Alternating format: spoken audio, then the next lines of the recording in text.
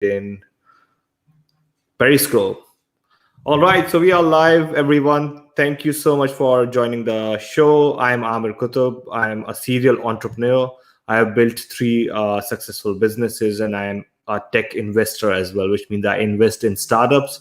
I have invested in around 8 startups so far, and I have mentored around 20 to 30 startups. So I'm a big follower of lean startup methodology. And today's discussion is actually about building a successful startup. So how do you build a successful startup? So we are going to take all the questions with regards to your startups.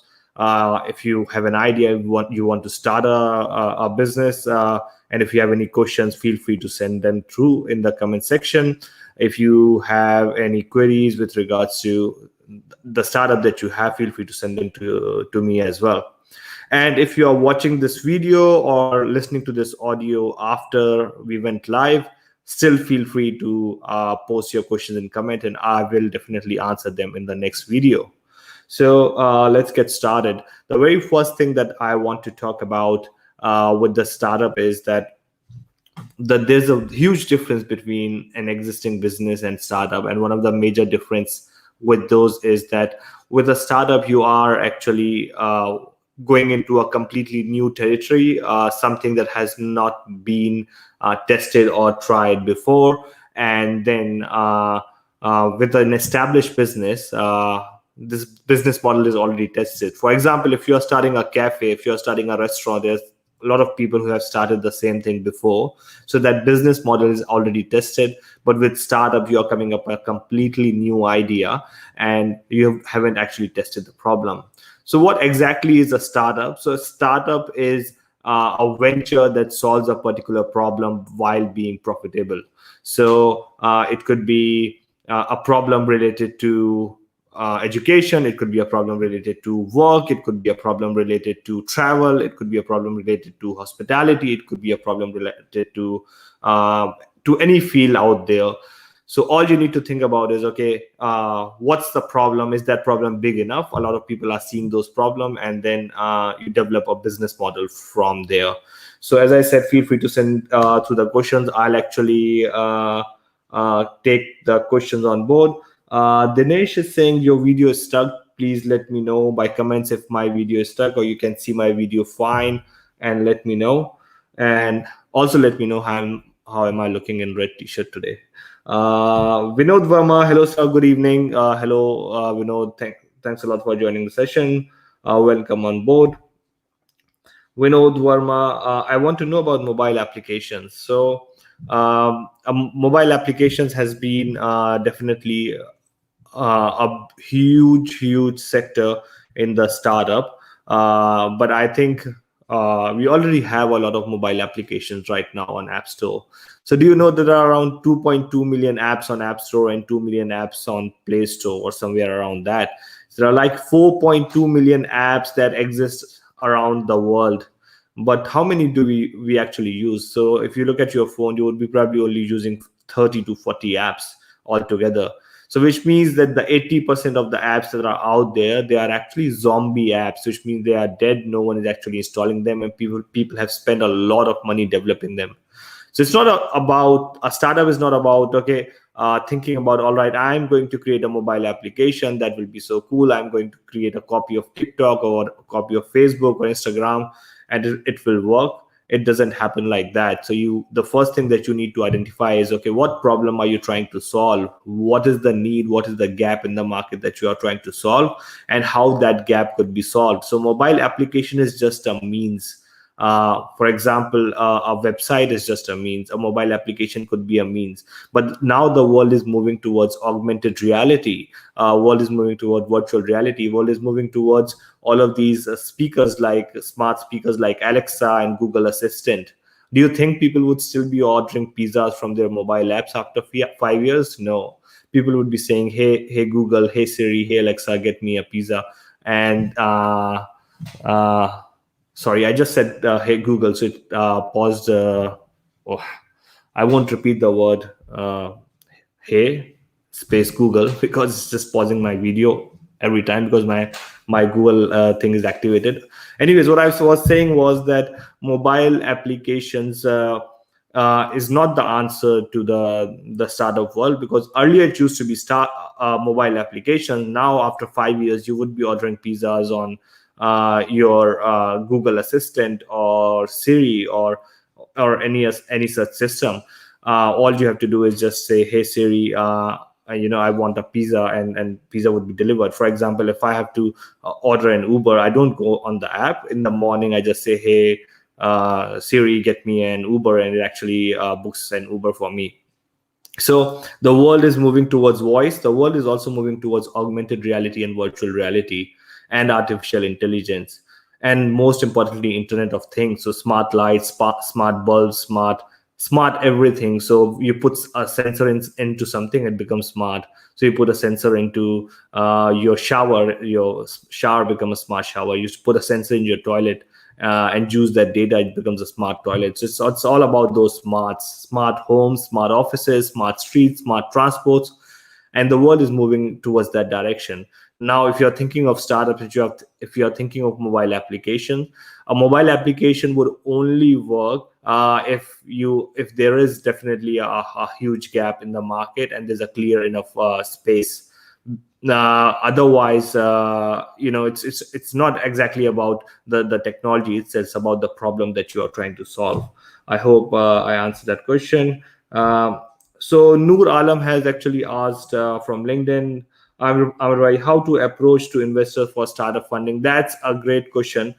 There are 5 things that startup ask before they provide you funding. Number 1, what problem are you trying to solve? Number 2, who are your customers? Number 3, who are your competitors? Number 4, how are you better than your competitors? Are you better than them? Are you faster than them? Are you cheaper than them? And number 5, what is your business model? Like, how are you going to actually make money? So for business model, there is a thing called business model canvas, which is a 1-page plan that you would need to fill, and I would encourage you to fill that even if you're looking for investment or not, because that gives you a very nice snapshot of startup. So if you have a startup idea, the very first step is to actually fill that business model canvas. Where to find that? You can actually go on amirkutub.com, my website, amirqutub.com, and download the business model canvas from there. Fill it. Now, it doesn't need to be accurate, because the whole lean startup methodology is based on the assumption that whatever you are thinking is going to work. These are all hypotheses. Hypothesis is basically not a truth, but it's a theory. That's something that you form in your mind. So for example, if you are thinking that my startup will solve this problem, now that's a hypothesis. That's what you are thinking. If you are thinking that my startup is going to serve these customers, that's again a hypothesis as well. And so you form all of these hypotheses, and then you put it in business model canvas, and then you test it with the market. Now, when you initially do market research, you sort of come back and you revise your business model canvas. So business model canvas is not a document that you would create and then put it in a file. It's something that you will create, put it up like in a room somewhere, and then go through your business model canvas every week and revise that. And you keep on revising that until like for a year or two, sometimes for 3 or 4 years, unless you get your business model perfect, unless you get a startup that's actually profitable, and that startup that is actually scalable. So I hope I answered that question, Noor. Sorry, I'll just check what are the next questions. So Altaf is actually asking, he wants to start a startup in the tourism industry. That's great, Altaf. So again, tourism industry is filled with a lot of startups. So technology has actually disrupted the tourism industry a lot.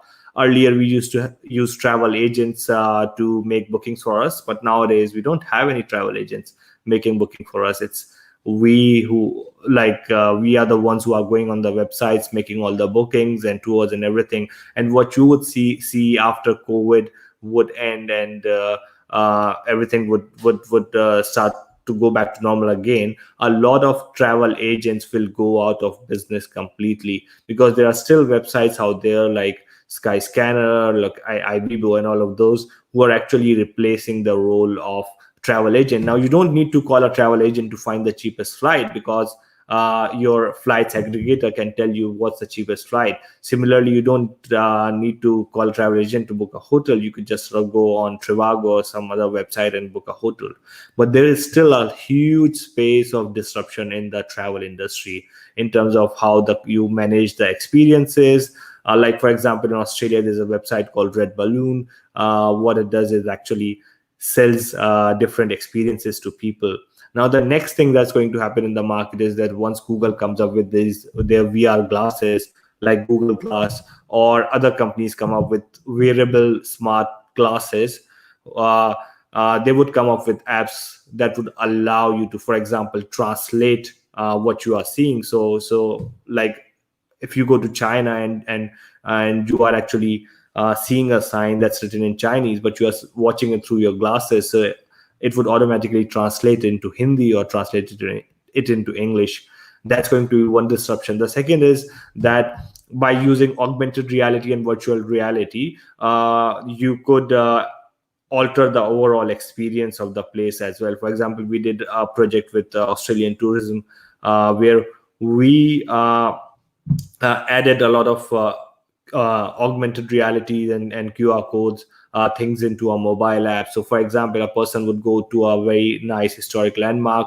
They will point their mobile to that particular landmark, and then it will actually show them how it used to look like 50 years ago. So imagine going to Lal Killa or Taj Mahal and pointing your phone towards Taj Mahal, and then you could actually see like Shah Jahan walking there and all of the people in the old dress walking there. So it's just about enhancing the overall travel experience as well.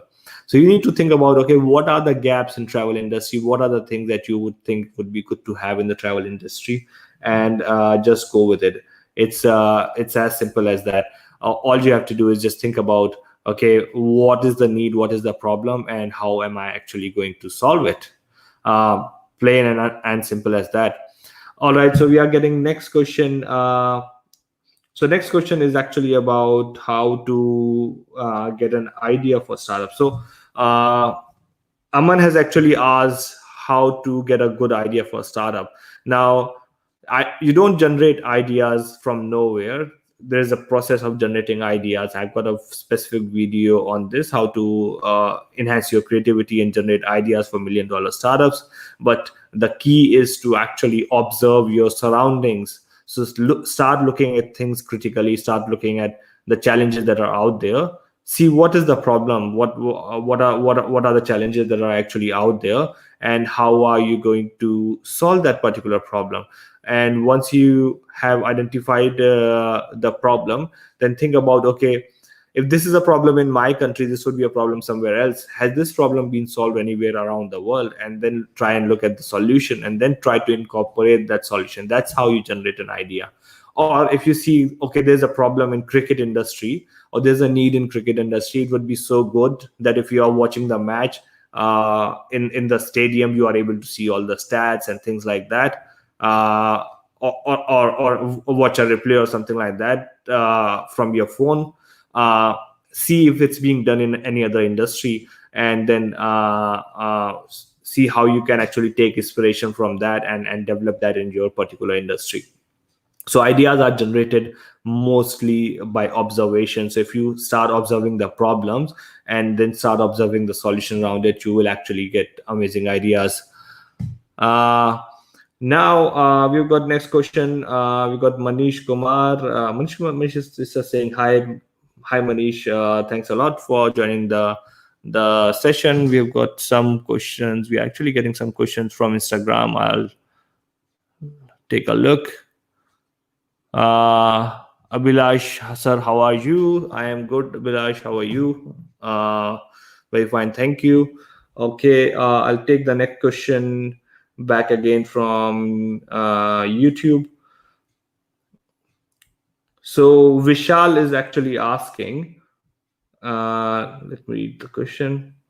All right, so Vishal is asking how to prepare a startup pitch.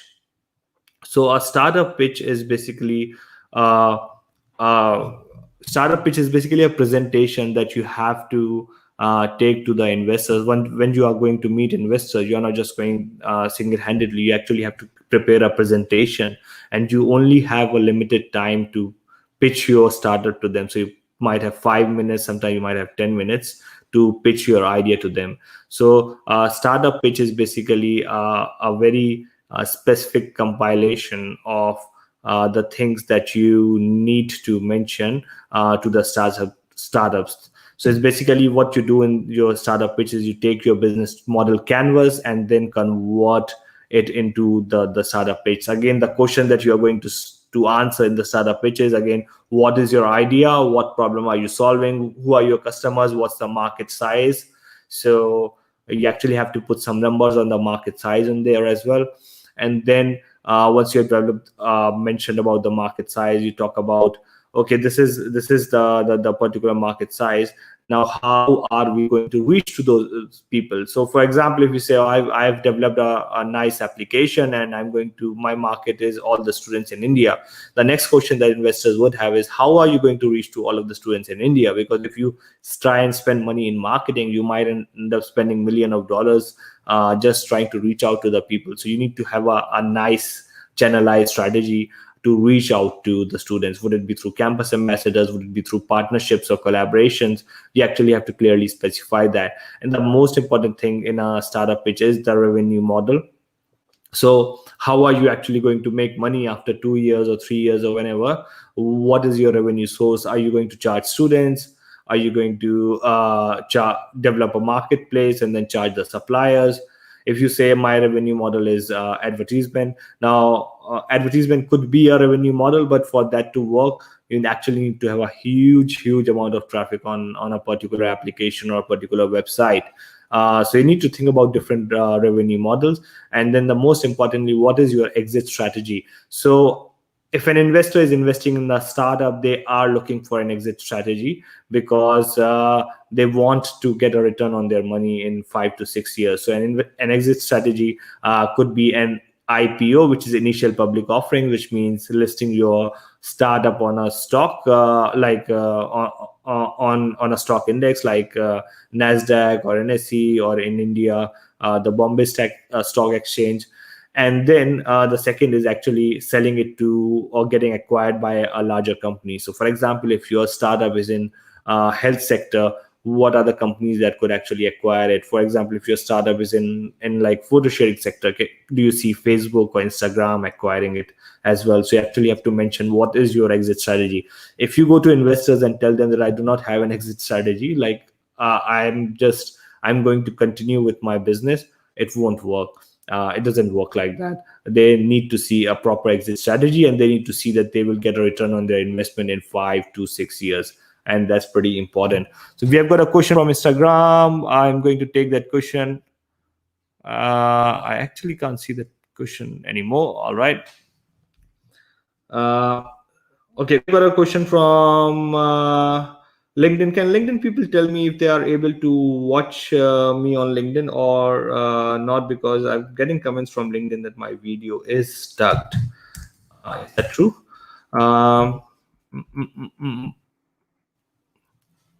Hello, Danesh. Hi, Nishant. How are you? Good, thanks. So if you want to join me live on Insta or again Facebook or YouTube, just ping me, and happy to bring you on board with that as well. I'm just checking more comments from LinkedIn, and because they are mentioning that my video is stuck. No, it doesn't look like it's stuck. All right. Okay, so we'll move on to the next question. The next question is about the valuation. All right, so before we move on to that, we have got a question from Instagram over here. What's the plan B for startup failure? That's by I am okay, Shan. So Shan has asked, what's the plan B for a startup failure? All right. So the way you work in a startup is that you actually start by the assumption that it might fail, but the failures in a startup world are basically feedback. So when you fail, the very first thing that I would like you to do is, rather than investing all the money in your startup, you start by developing a minimum viable product of the service that you are going to provide. A minimum viable product is basically a small concept of what you are going to do, and put it out in the market. And it might fail in terms of you might not get enough customers, or your costs are too high, or whatever. So instead of thinking, okay, this is a complete failure, you need to look at, okay, what were the challenges, what were the problems that you have learned from that methodology, and then put them back in your business model canvas, and then tweak your business model canvas. And this concept is called pivoting. So in pivoting, what you are doing is you are actually learning from the mistakes, learning from the customer's feedback, and then changing the direction of your startup. So you're not quitting your startup. You are looking at, okay, if my startup failed, what were the reasons? Was it due to my market was wrong, my product offering was not strong enough, the problem was not right? Whatever the reason was, you actually pivot or tweak your startup, and then test it again with the market, and then you push it out, and then you test it with the market again, and so on. So you keep on tweaking your startup with the customer's feedback, and in that way you will never fail. So you would actually continue to grow in your startup as well. Sorry, I actually missed some of the comments from Instagram because I couldn't see all of them. I'm getting some comments from LinkedIn. So Jay Yadav, I'll come back to your comment pretty soon. I'll take Kalpesh's comment. Kalpesh says, hi, Amir. Hi, Kalpesh. Why 90% startups close down in 5 years? 90% startups, actually, I would say more than 90%, like 95% startups close down in 5 years or fail because they do not follow the lean startup methodology.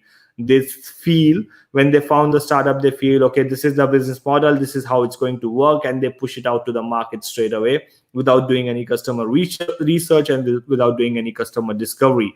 So what you need to do is, even if you have an amazing idea, you need to put it down on business model canvas. Even if you get an investment, rather than developing the full product, you start by developing a minimum viable product, put it out to the market, learn from the customers, and build it with the customers. So the startups fail is because they build something in their office, in their background, without actually talking to the customers. So Steve Blank, who's the founder of Lean Startup methodology, he came to Australia, and I had a week to spend with him, and he mentioned that a true customer discovery is when you actually go out of your office, sit in front of your customer, and then talk about the problem that you are going to solve, your idea, and look at their pupil dilate, look at their eyes, and then that's when you would be able to identify whether your product or startup is going to solve a problem. What people do is people spend a lot of money, raise money, and spend a lot of money in developing a product which no one wants. If you are developing a product that no one wants, no one is going to buy it. It's as simple as that.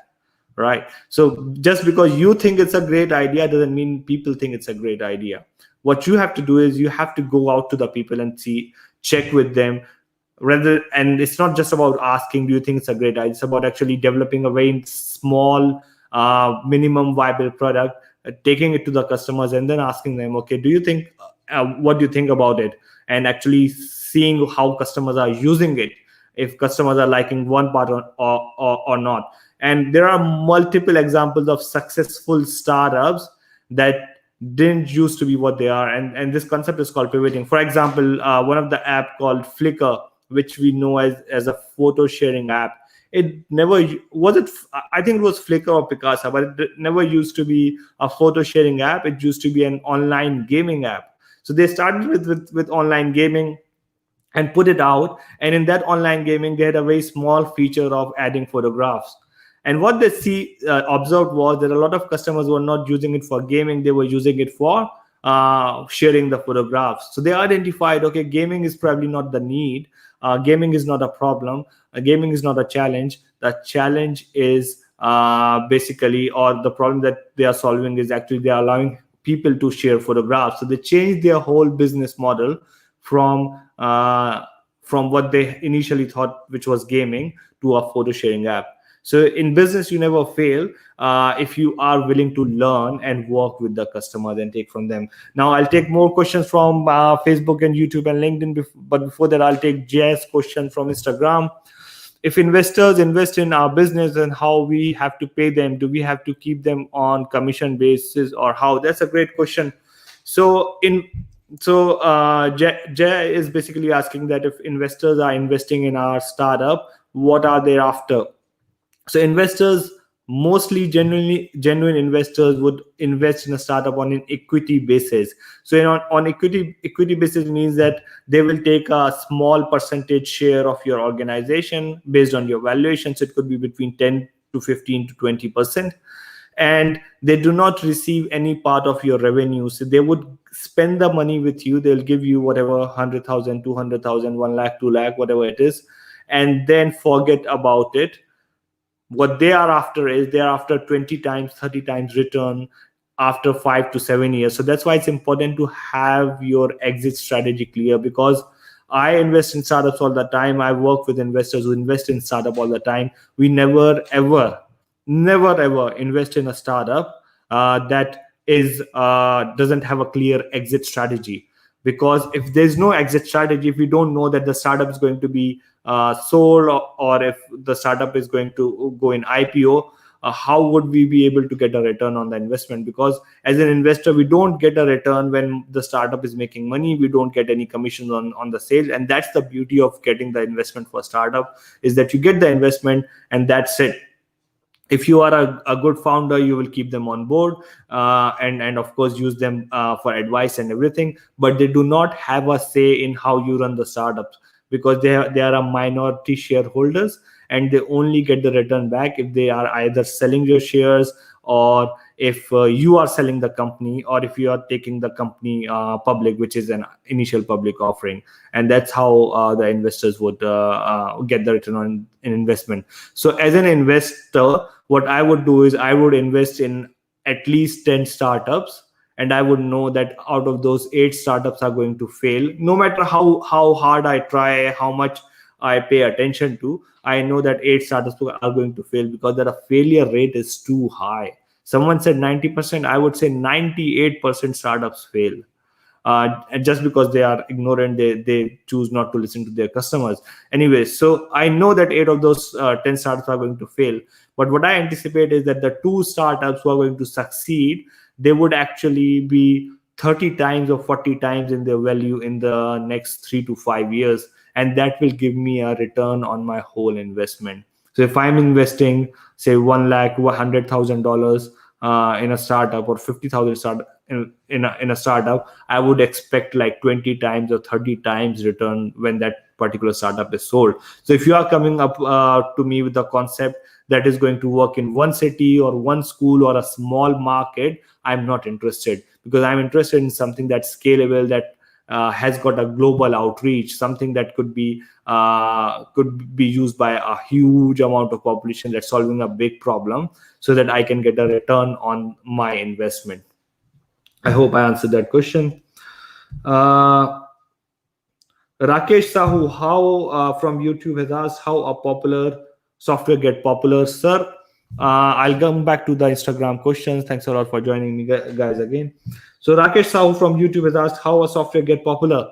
A software gets popular by actually testing it with the market. So again, rather than developing the full software, you develop a minimum viable product, a small part of the software, a beta version of the software.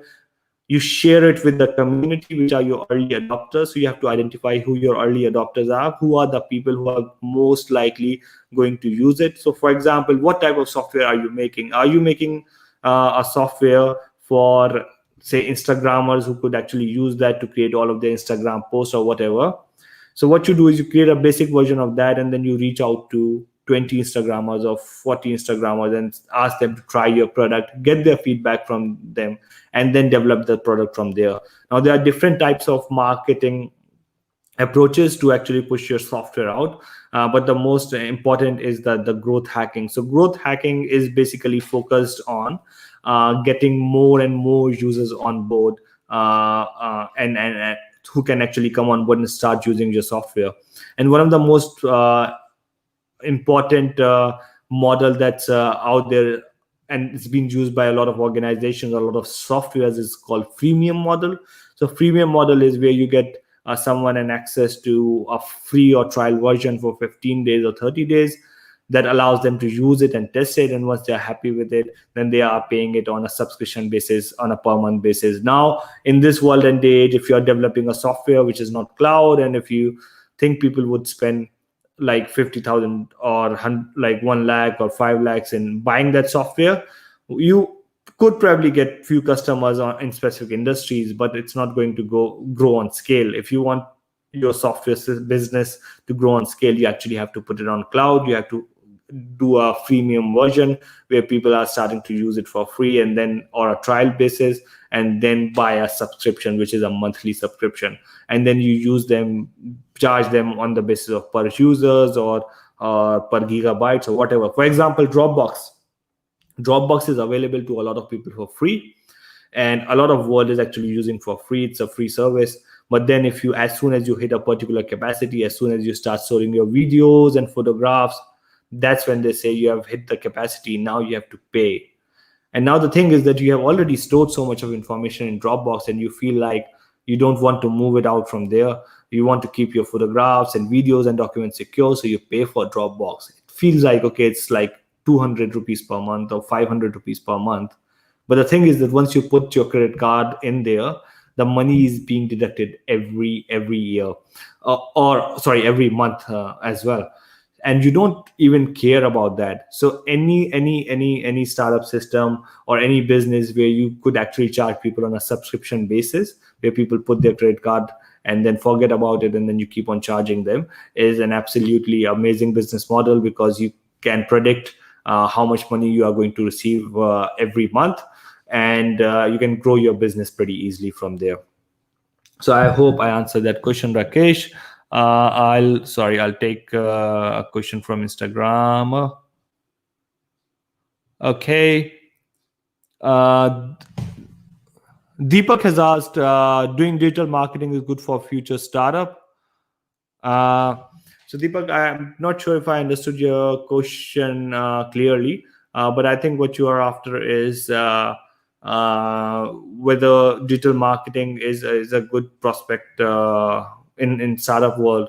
So when I talk about startups, so there are two things. One is actually establishing your business, and the business that not going to scale, that's called lifestyle business. The second is actually developing a product or service that is easily scalable, that's startup. So digital marketing as a service, it requires manpower, right? And you have to service the customers one by one. It's a personalized service. You cannot scale it that easily. So I wouldn't contribute it within or I wouldn't count it in the startup world itself, unless you come up with a model that's actually highly scalable. So when you think about startups, think about something that once you develop it, it could be used by millions of people around the world and managed properly. Thank you so much for giving hearts out there. Love you guys, and feel free to please send me more hearts. I would really love it. Would really enjoy that. Now, sorry, it's a bit late over here, and I would probably finish this session with the next 3 comments. So quickly send your comments, send your questions. Now, the next question that I'm receiving is how to identify what's the value of your startup. So how to contribute to the valuation. Thank you so much, guys. Thank you so much for all the hearts from the Instagram. Love you guys. So the question that Avnish has asked is, how do you value your startup? So I've got a specific video on this one again, but to calculate the valuation of your startup, there are different methodologies. The one that I like most is scorecard methodology, that looks at, okay, what stage your startup is at, the very first thing. To give you a very rough guide, if you are going to investors with just an idea, you are most likely not going to get a startup. But if you're going to go to investors with a bit of wireframes, like wireframes are rough sketches of what you are looking at with a proper business model canvas, then Your valuation, depending on where you are, starts from $500,000. And then if you have developed a basic minimum viable product, your valuation goes up to $1 million. If you have developed a minimum viable product and you have put it out to the customers and customers are using it, then your valuation is around $1.5 billion. And then if you have using customers in with your minimum viable product and paying customer, which means your startup is actually already generating some revenue, then your startup is actually upwards of $2 million. But it varies from industry to industry. I've got a tool on my website. Go to amirkutub.com and check out the startup valuation calculator tool, where you can actually find out the value of your startup. Hope that answer your question. Muslyrics, I'm 13 years business owner. Are you 13 years old business owner? Wow, that's well done. Tell me, what type of business do you own? I would love to know more about it. Jay Deepak, when will your live session be in Jaipur, Rajasthan? Deepak, I'm actually based in Melbourne, Australia, and the borders are closed due to COVID-19. So I'm not able to travel to India, but I'm planning to come to India in December as soon as the borders are open, and then I'll have a complete India tour, and I'm planning to cover Jaipur, Rajasthan. So when I'm planning to come to Jaipur, I'll definitely let you know, and then we could probably, even meet and have a one-on-one session.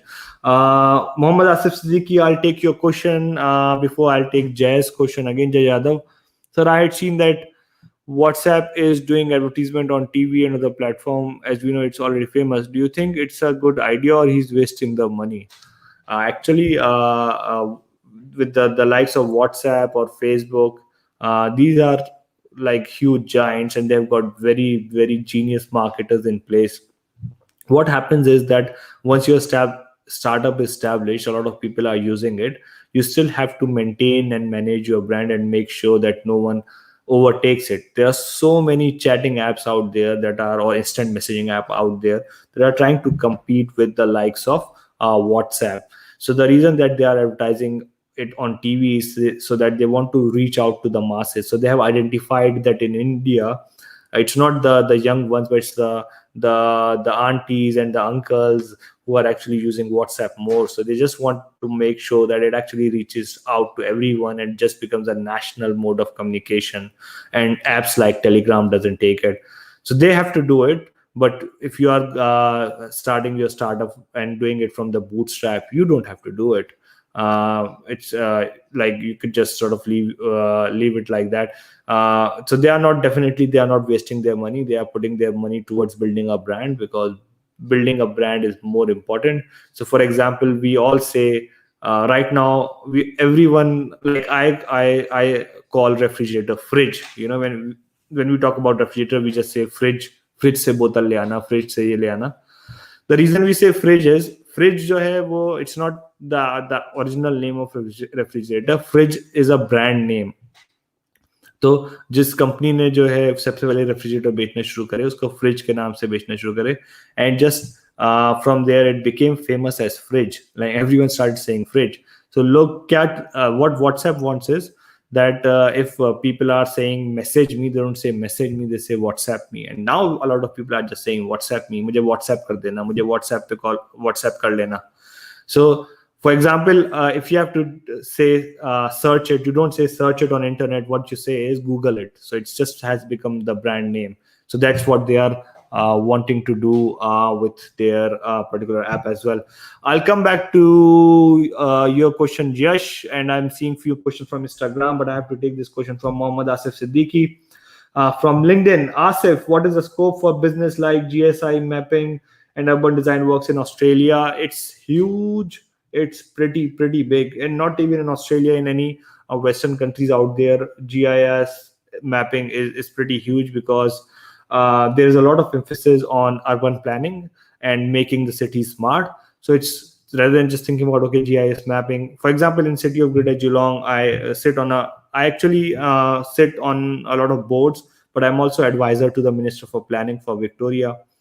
And one of the projects that we have been working on is actually ensuring that we have got the GIS plans for and the 3D plans for the full city. So we actually have like a complete 3D version of the full city, and then we could actually look at all the drainages in there, all the trees that are out there. So we have got all of that data, and we are using that data now to actually put sensors in the right place to ensure there's a smart parking, smart street lights, and a lot of these things that would actually allow us to get a better visibility and better control of the city. So definitely GIS has got a huge scope.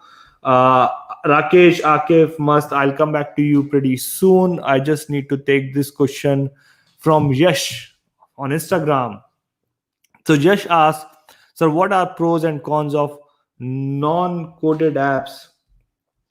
So Yash is asking about non-coded apps, the apps that doesn't require coding. So if you ask me in terms of the startups, what I would say is that, as I already mentioned, Yash, that you do not need a finished product to launch your startup, but you need later on you need a product that you could scale easily. So what you need to identify is that what is the easiest thing that you could do to actually launch your idea. If it's a non-coded app and it doesn't cost you a lot, it's great. You could do it, but you need to own the intellectual property of the application. So you need to identify, if someone is providing you a non-coded app, do you own the intellectual property of the application? Because if you don't own it, then that's going to be a problem if your startup becomes famous. And what you could then do is, then once you have tested the business model, then you can actually develop a coded application from there. Because what you would need to do is that you would need a stable app eventually that is scalable. So if there's a non-coded app, like there's nothing like a non-coded application. An application is always coded. It's just that you don't have to do the code. You just have to drag and drop to build it, because someone else has put in the code before it. But the question that you need to ask is that if 1 million people are using it concurrently, would that app still be able to perform properly? You don't need to ask this question right now if you are testing your concept, but once you have tested your concept and once a lot of people are using it, then it's important to actually get a proper stable application developed for your startup. I hope I answered that question. Jay, I'll come back to you again. I'm getting a few questions now from YouTube. Rakesh Sahu, how to increase the valuation of company? Very nice question. Actually, go to Startup Valuation Calculator on Enterprise Monkey website. I'll actually share the link in the comment section as well. And there are a few questions over there, and with each question what you have to do is you have to answer that question, and then that affects your valuation. So there are a lot of things that affects your valuation. I'll give you some example. One example that I gave you earlier was that what stage your startup is makes a huge difference. So if you're going to investors just with the business model canvas, then your valuation would be low. If you are developing wireframes and prototypes, then your valuation would be higher. If you want to increase your valuation further, develop a minimum viable product by bootstrapping, spend some time and develop something and then take it to the investors, then your valuation would be higher. If you have developed a minimum viable product, rather than actually going to investors now, try and get some customers to use it and test it. Because if you have using customers, then your valuation would be higher again. Similarly, if you go a bit further from there, and then if you have using customers who are paying you the money, then your valuation would go higher. But things as simple as that is that if you are a sole founder, your valuation would be lower. If you have got a nice team, a hipster hacker hustler, 3 co-founders, then your valuation would be higher. If it depends on your market size, your market research, and a lot of different factors altogether. So there are a lot of different ways of increasing the valuation of your startup, depending upon what industry you are in at and what's the current value. So if you could actually tell me what startup you have, then I can precisely tell you how you can actually increase the valuation of that particular startup. I'll go to the Instagram question. Sorry, I'll come to the Instagram question once again. But before that, I'll take a question from Akif Khan. From YouTube, which business has highest scope? So Akib is asking which business has highest scope. The business that any business that's solving the biggest problem and the solving the massive problem has the highest scope. All right, so tell me which is the biggest problem that we are facing in the world at the moment, and also the biggest the problem that's the most widespread in the world. Just give it to me in the comment section. What do you think is the biggest problem that we are facing at the moment? That's coronavirus, right? So, and what's the solution for that? Is a vaccine. So right now, of course, business is a huge scope, but that's just an example. Again, if you do not have expertise, you don't need to go into that field. What you need to look at is, okay, what is the field that you have got expertise in, or the field that you've got interest in. For example, if you are interested in cricket, what's the biggest problem with cricket? Broadcasting. What's the problem? Is For example, is betting a problem with cricket? Is match fixing a problem with cricket? What is that particular test that you can develop, or to ensure that the match was not fixed? Or the analytics is the biggest problem with cricket, or finding the players is a big problem for cricket. So you need to identify what is that problem and how huge that problem is, and that is how you identify, okay, which business has highest scope. But I can tell you the field, uh, any business that is scalable has highest scope, and something that is scalable needs to have some element of technology into it. So right now, for example, if you're thinking that I'll start a lock factory, it might not be the most scalable business. But if you are doing a smart lock, developing smart locks that are connected via mobile apps that people could use, lock these things using their mobile phones or whatever, then it's something that's scalable. So that it needs to have an element of digital technology into it, and that's actually pretty important for your business to go out. We've got Faima Akhtar Ishika, my old friend from Deakin University. She's in Bangladesh. She's saying hi, hi, hi, Faima. How are you? Fahima is actually is an entrepreneur in herself, and she's actually managing a business, a retail business, like a clothing business in Bangladesh, and her factory makes great clothes. So send me some shirts and t-shirts, Fahima, whenever you get a chance. मस्त lyrics, मैं 13 साल का हूँ, business कैसे start करूँ? Please sir, please reply. I am 23 years old. Instagram वालों, मैं आपके पास आ रहा हूँ, just give me a moment. मस्त लिरिक्स, मैं 13 साल का हूँ, बिजनेस कैसे स्टार्ट करूँ? सर प्लीज रिप्लाई, मैं 13 साल का हूँ, बिजनेस कैसे स्टार्ट करूँ? बहुत सिंपल है. अगर आप ये पूछ रहे हैं कि मैं बिजनेस कैसे स्टार्ट करूँ, all you have to do is, सबसे पहले आप ये देखो, मैंने जैसे बोला कि क्या प्रॉब्लम है आपके आसपास, और आइडेंटिफाई करो कि उस प्रॉब्लम का जो है वो टेक्निकल सॉल्यूशन हो सकता है. अगर इतना दिमाग नहीं लगाना है तो ये देखो कि बाहर की कंट्रीज में जो है कि कौन से स्टार्टअप्स, कौन से बिजनेसेस जो हैं अभी चल रहे हैं. क्योंकि हमारे इंडिया में, अगर आप इंडिया में स्टार्ट करने का सोच रहे हो, तो इंडिया में क्या होता है कि बाहर के कॉन्सेप्ट्स जो हैं वो बाद में जो है वो इंडिया में जो है वो धीरे धीरे आते हैं. अभी जैसे जियो ने क्या किया, जूम जो है वीडियो कॉलिंग ऐप थी, उसका जो है कॉपी कर लिया एक तरीके से. तो आप देखिए कि what are the business that are performing pretty well out there in US या फिर ऑस्ट्रेलिया में, और वो धीरे धीरे जो इंडिया में आएंगे. मैंने आज से 6 साल पहले बोला था कि ऑनलाइन एजुकेशन जो है वो इंडिया में आएगा. सो मुझ पे लोग हंसते थे, दे वुड से कि नहीं, इंडिया में ट्रेडिशनल एजुकेशन सिस्टम ही रहेगा, ऑनलाइन एजुकेशन जो है वो नहीं आएगा. आज ऑनलाइन एजुकेशन जो है वो पूरी तरह से फैल चुका है. इस तरीके से ऑगमेंटेड रियलिटी, आर्टिफिशियल इंटेलिजेंस, ये सारी चीज़ें जो है वो ऑस्ट्रेलिया में यूएस में जो है वो ऑलरेडी इम्प्लीमेंट हो रही हैं. वो धीरे धीरे इंडिया में आ जाएंगी और जल्दी आएंगी. तो देखना होगा कि कौन लेके आएगा उसे, और आप भी उस चीज़ को जो है वो लेकर आ सकते हैं. तो अगर आप 13 साल के हो, डजेंट मैटर, आप 30 साल के हो, डजेंट मैटर, 60 साल के हो, doesn't matter. All you need is a decent idea that you can test, और फिर उसके बाद आप उसे प्रॉपर्ली एग्जीक्यूट कर पाए. बिजनेस क्या करना, कैसे सीखना है, आप amirkutub.com पे जाएं, आमिर कुतुब एकेडमी ज्वाइन करें. वहाँ पे आपको फ्री रिसोर्सेज मिलेंगी बहुत सारी. You don't have to pay anything. Like I've just put it all the resources for free. You can come over there and learn कि आप जो है वो कैसे अपना बिजनेस स्टार्ट कर सकते हैं. बिजनेस मॉडल कैनवस से स्टार्ट करें, अपने कंसेप्ट को बिजनेस मॉडल कैनवस पे लिखें और वहाँ पे अपलोड करें अमर कुतुब एकेडमी पे. मैं पर्सनली आपका बिजनेस मॉडल रिव्यू करूंगा और आपको फीडबैक दूंगा. तो अगर आप लोगों ने ज्वाइन नहीं किया हुआ है तो amirkutub.com पे आमिर कुतुब एकेडमी पे ज्वाइन करें. इट्स फ्री और वहाँ पे आप अपने बिजनेस आइडियाज और बिजनेस मॉडल कैनवस मुझे भेज सकते हैं. Ubaidur Rahman, Assalamu alaikum. Assalam.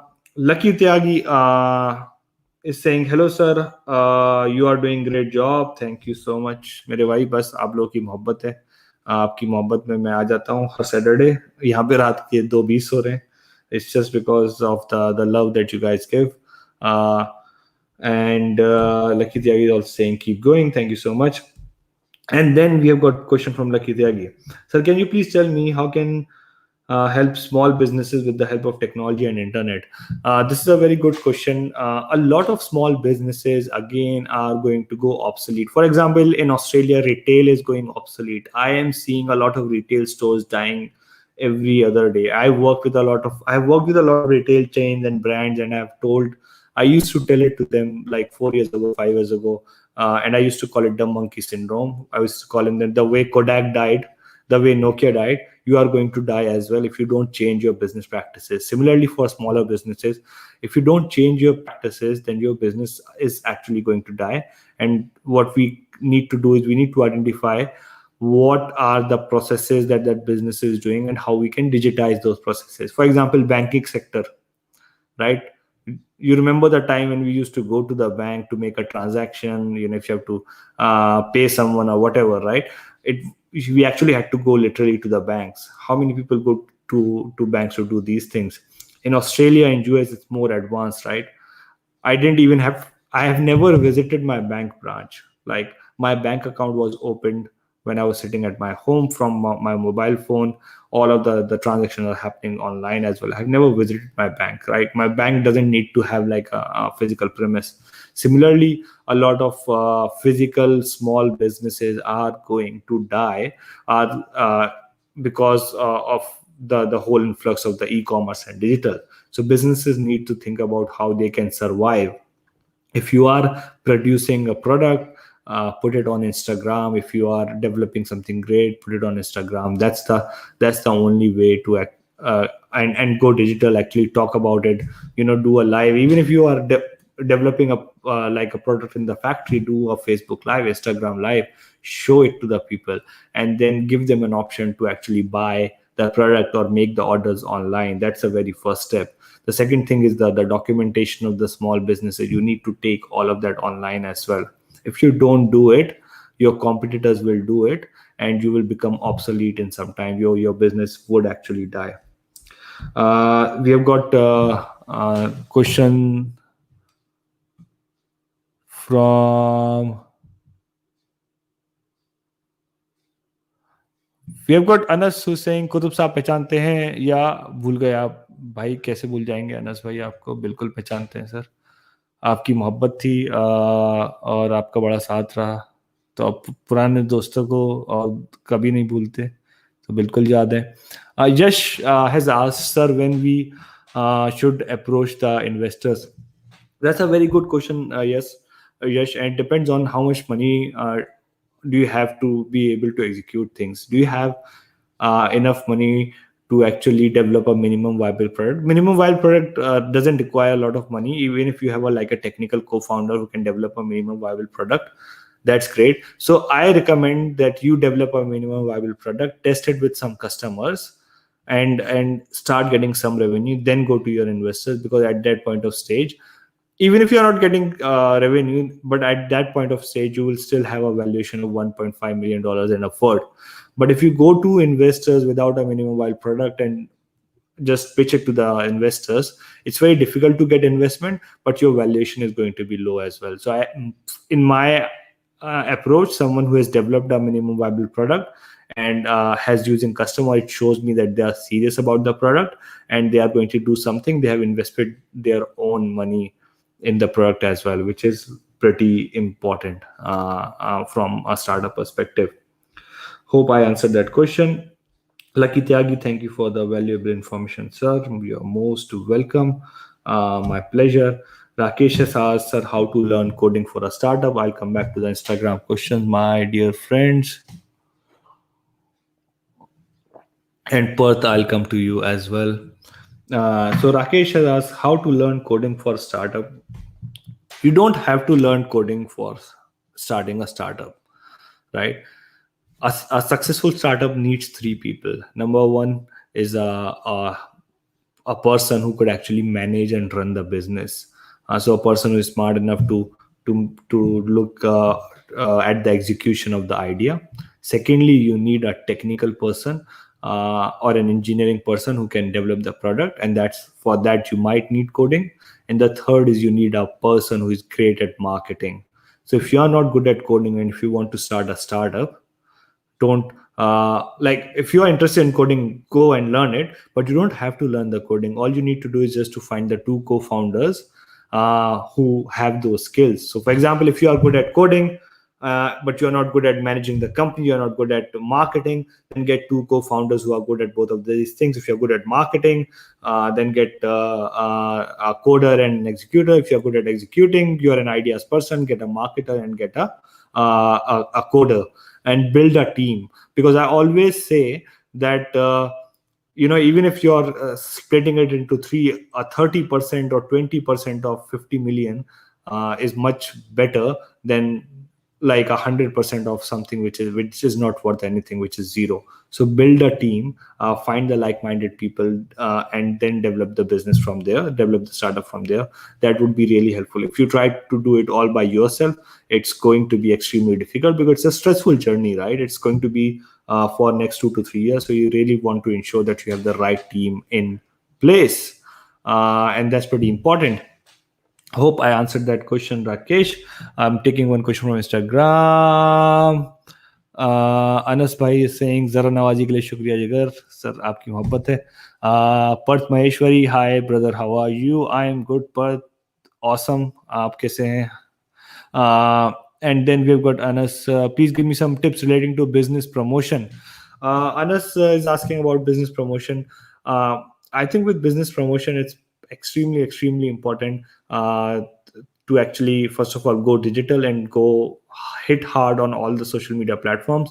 Depends on where. If your business is business to customers, then Facebook and Instagram are two big ones. If your business is like business to business, like you're selling to businesses, then LinkedIn is an absolutely amazing platform. So you need to think about, okay, if I'm selling to my customers, what are the social media platforms my customers are using?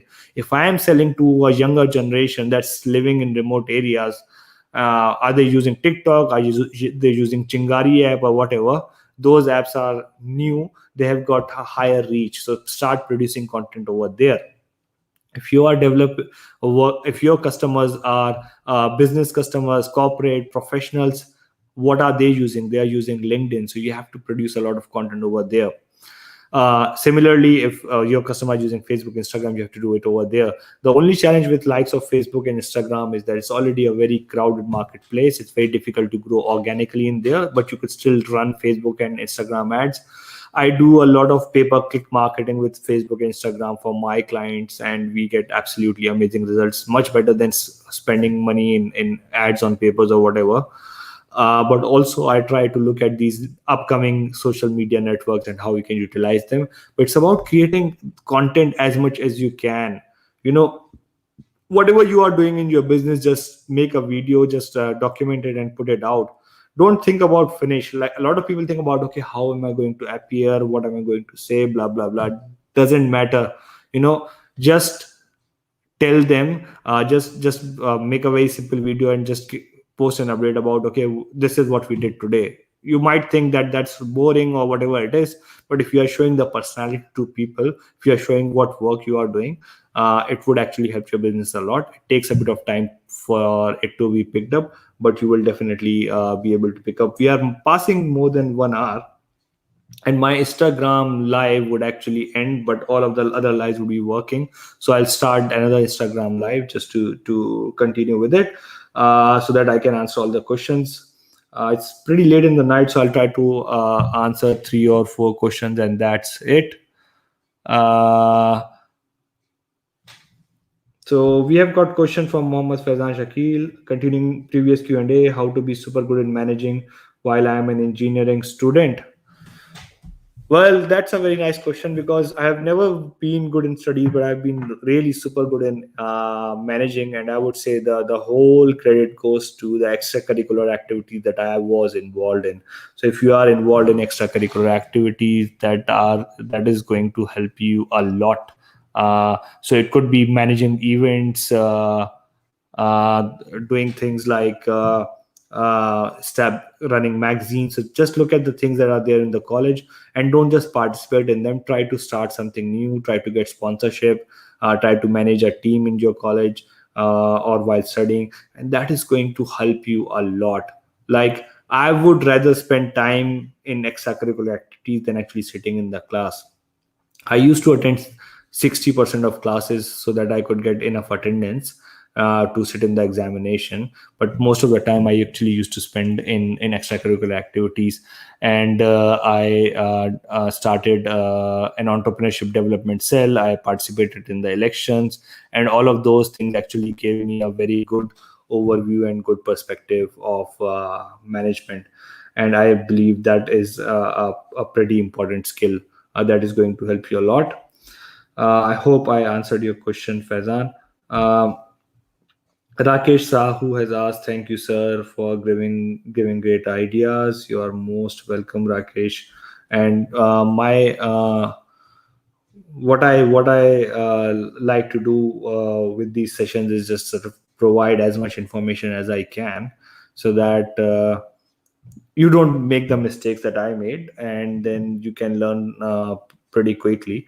And one of the biggest challenge, and I'll probably say it in Hindi, हम लोगों को लगता है कि ये जो startups produce करते हैं, ये कोई एक्स्ट्रा ऑर्डिनरी लोग होते हैं, इनके पास कुछ अलग से स्किल होते हैं।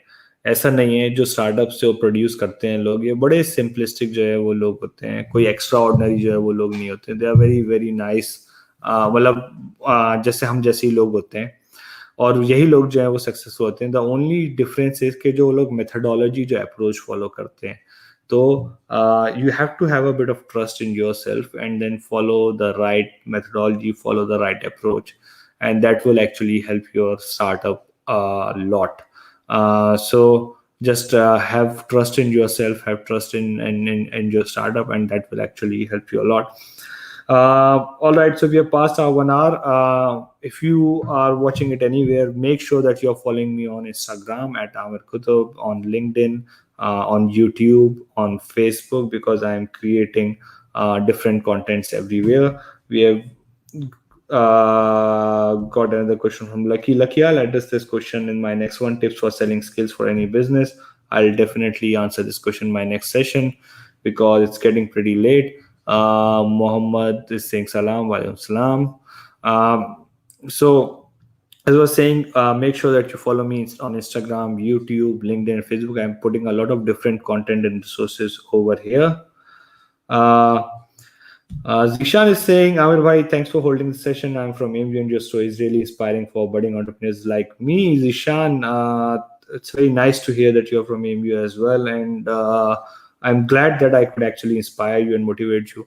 So through these sessions, if I'm able to inspire one person to do something better in their life and actually help them, I think my payback would be done. All I want to do through these things is actually just pay it back to my people. And most importantly, join my website. Go to amirkutub.com, join the academy. It's free, and I'm putting a lot of resources out there. I actually have a team that's developing a lot of resources related to career, jobs, and education, and entrepreneurship, so that you could actually get all of those resources for free. So go on amirkutub.com and join the academy. Thank you so much once again, everyone out there, for joining this live session with me. And I will see you in the next session. Bye bye. See ya. Tata. Jay Yadav on. I'm actually, what I'll do is